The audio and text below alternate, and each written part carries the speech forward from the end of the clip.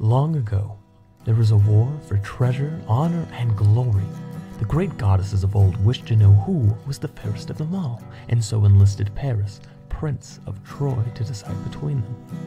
He was bribed, however, to choose the goddess of love after she offered the prince the most beautiful woman on earth in marriage. This woman was Helen, the woman whose face launched 1,000 ships. She was, however, married to King Menelaus of Sparta, but through a diplomatic mission to steal Helen and through an arrow from Cupid, Helen fell in love with Paris and returned with him to Troy. Menelaus, enraged, told his brother, the mighty King Agamemnon, of the Trojans' actions, and the two men prepared a Greek army to sail to Troy. They brought with them Achilles, Aristos Actaeon, or the best of the Greeks. His fate of death as a glorious warrior, or long life in obscurity, was known to his mother, who bathed him in the water of the river Styx to make him invulnerable, but left his heels vulnerable, as that is where she held him from.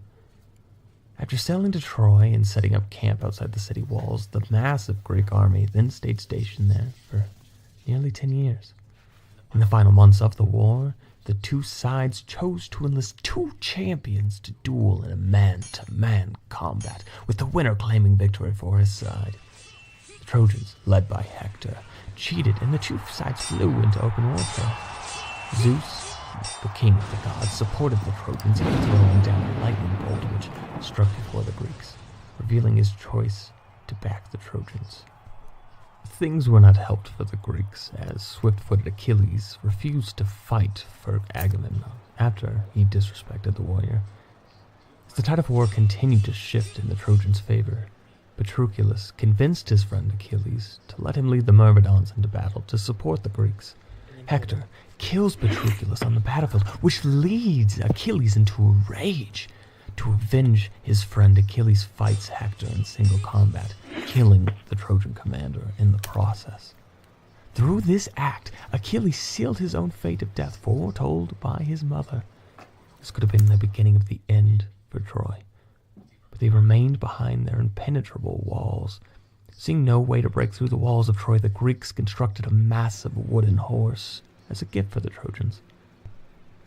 The Greeks then retreated, and the people of Troy took the gift inside the gates.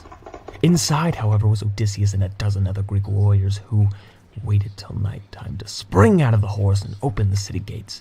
The Greeks then returned with a vengeance and destroyed Troy, slaughtering its people and plundering and burning the city to the ground. And in the end, Achilles was shot by a poisonous arrow to the heel, fulfilling his fated prophecy. And Helen, one of the many causes for this bloody war, was forced to return with Menelaus to Sparta.